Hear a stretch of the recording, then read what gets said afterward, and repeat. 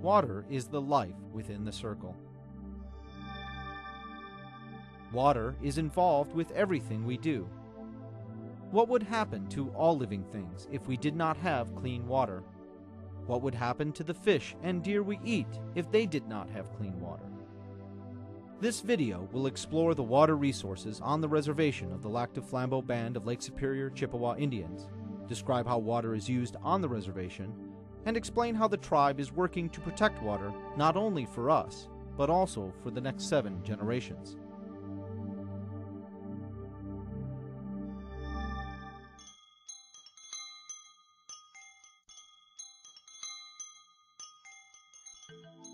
The brilliant circle of fire we call the sun is the driving force behind the water cycle. The sun evaporates water on the Earth's surface to form clouds. Winds caused by solar radiation drive these clouds around the world. When conditions are right, the sky drops the water back to the Earth as precipitation. Water is transported on the Earth's surface by streams, wetlands, lakes, and rivers, eventually to the oceans. Along the way, water seeps into the earth and recharges hidden groundwater aquifers. Water carries away pollutants while nourishing all life on Earth. It is vital to all living things on the planet.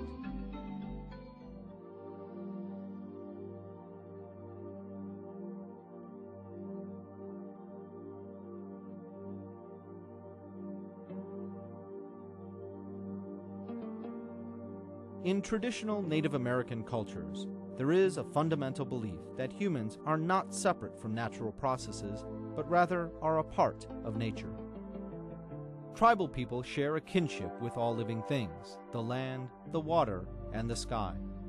This has produced a way of life that is sensitive to the connection between humans and water. Within the circle, whatever happens to the water ultimately will happen to us.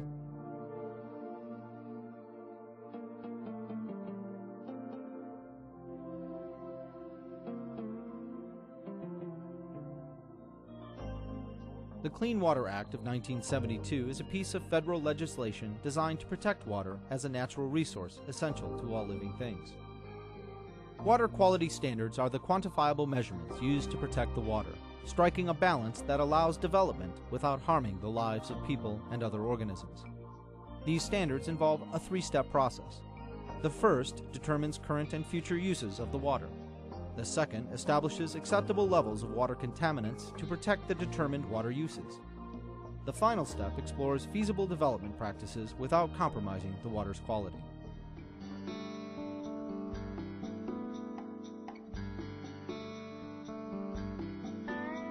Water is an essential component of our day-to-day life that we often take for granted. We drink it, our food comes from it, and we use it for recreation and industry. Water is also an important cultural element for the Anishinaabe people.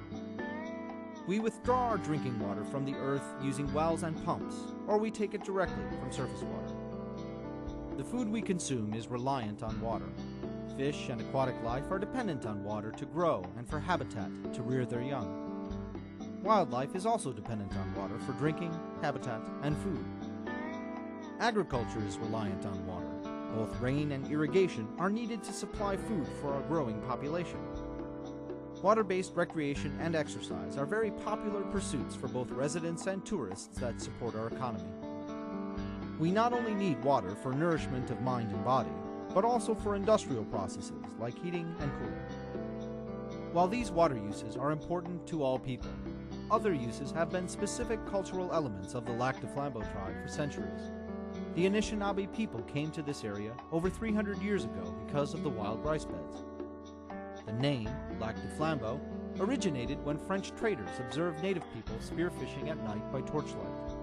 And some cultural ceremonies include the direct inhalation or consumption of water.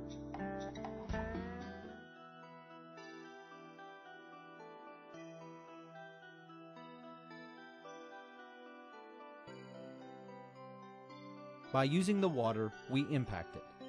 Anything we take in must ultimately be discharged back into the environment. Drinking water is affected by landfills, junk cars, gasoline, and many other persistent pollutants that seep into the water supply. When you flush a toilet, the water has to go someplace. 80% of homes in Lac du Flambeau use on-site septic systems, some of which may leak. If a leaking septic system is near a lake, the water can become contaminated with pathogens that make swimmers sick.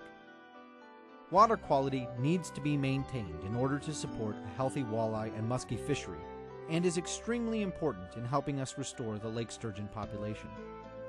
Pollutants like mercury that accumulate in fish tissue are transported in the atmosphere from coal-fired electric plants. The mercury enters our lakes through rainwater and reacts with the lake chemistry, allowing the mercury to easily enter the food chain.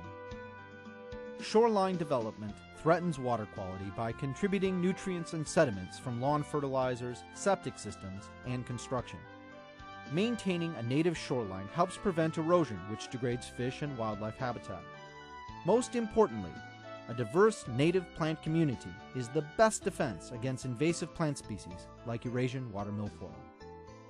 The unnatural wave action caused by boating impacts plants like wild rice and habitats like loon nests. Irrigation impacts water quality by introducing pesticides into the groundwater.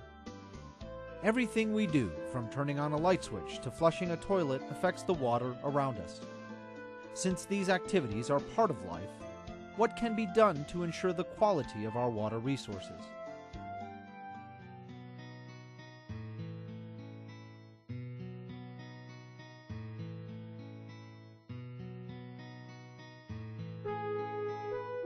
The tribal government works to reduce our impact on the water by educating the community about proper water usage and by implementing management programs to protect the water.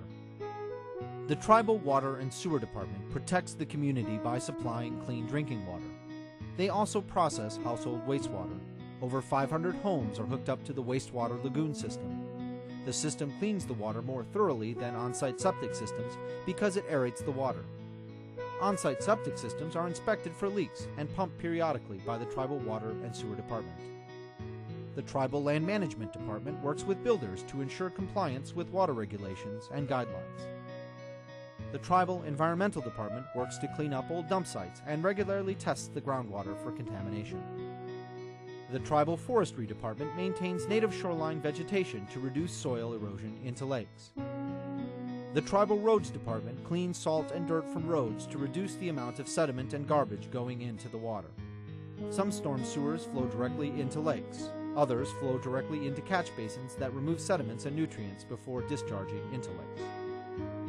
The Tribal Planning Department helps businesses and governments reduce their costs by recommending green building techniques. These techniques conserve energy and reduce the demand from power plants that emit mercury into the atmosphere. The Tribal Water Resource Program samples the water to evaluate the success of management initiatives. Sample data is compared to water quality criteria to see if any of the water uses are impacting the water quality. The Water Resource Program works with the community and managers to improve water quality by developing quality standards. These standards are used to enforce federal regulations on point source pollution, like discharge from pipes. Pollution from non-point sources, such as shoreline runoff, is managed by the implementation of educational programs and by enforcing local and tribal laws. A treaty with the United States government established the Lac du Flambeau Reservation before Wisconsin became a state. Over the years, lands within the reservation have been sold to non-tribal members under a law passed by the U.S. Congress for the purpose of integrating tribal members into Western culture. The tribe has authority over tribal lands and tribal members to implement water management programs. However, water management and regulation on the reservation is complicated by non-tribal land ownership. The tribe works with state and local governments to ensure reservation water is protected from non-point pollution originating from private lands on the reservation. Currently, there are no federally approved water quality standards in place to protect the tribe. Under the Clean Water Act of 1972, treatment as a state must be granted to the tribe before point source discharges are reviewed for water quality standards. Without federally approved water quality oversight, the tribe and Mother Earth are at risk from developers seeking loopholes in the system.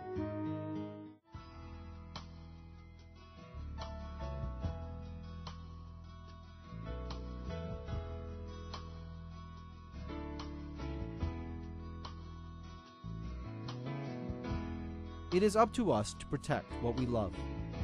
By participating in the development of water quality standards and practicing environmental stewardship, one person can make a difference in water quality. The first step is understanding the physical characteristics of your surroundings. Are you next to a wetland or lake?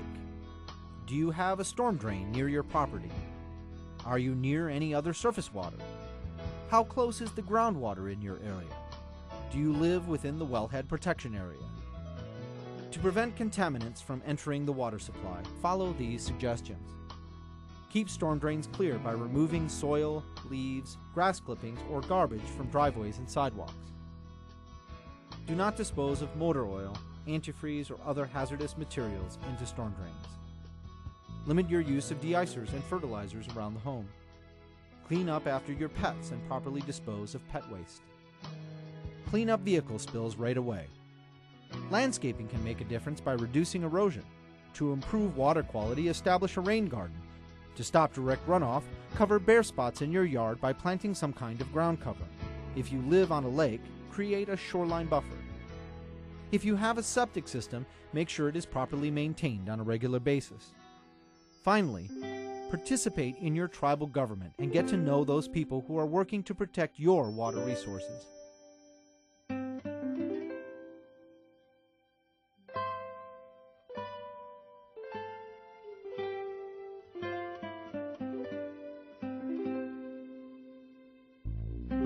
Nibi, water, is the lifeblood of Mother Earth. We need to protect it and her, because in doing so, we protect ourselves within the circle of life.